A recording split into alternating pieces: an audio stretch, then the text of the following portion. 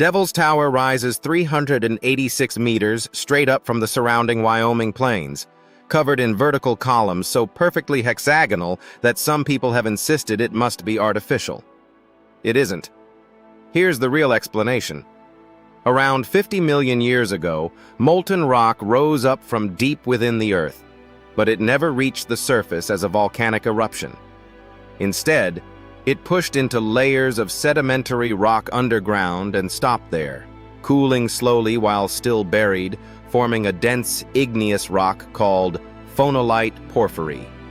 Geologists still debate the exact shape this intrusion took underground, whether it was a laccolith, a dome-shaped body that pushed the rock layers above it upward, or a volcanic neck, the solidified plumbing of a volcano that never actually erupted at the surface.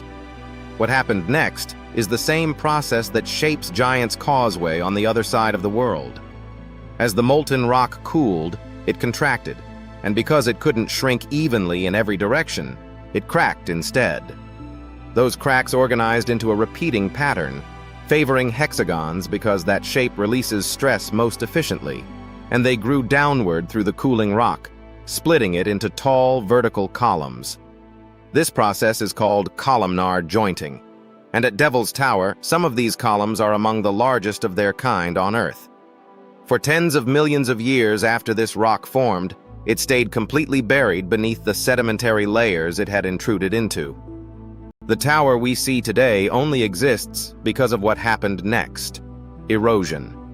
Wind and water slowly wore away the much softer sedimentary rock surrounding the intrusion: sandstone, siltstone, and shale, all of which erode far more easily than the dense igneous rock at the core.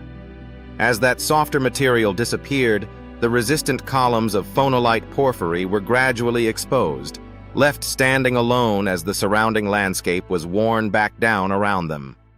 Devil's Tower is essentially the buried, cooled plumbing of ancient volcanic activity, made visible only because everything that used to surround and hide it has since eroded away.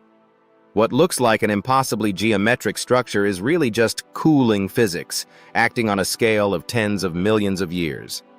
If you want to understand how the world's landscapes were really made, subscribe for more landform explainer videos.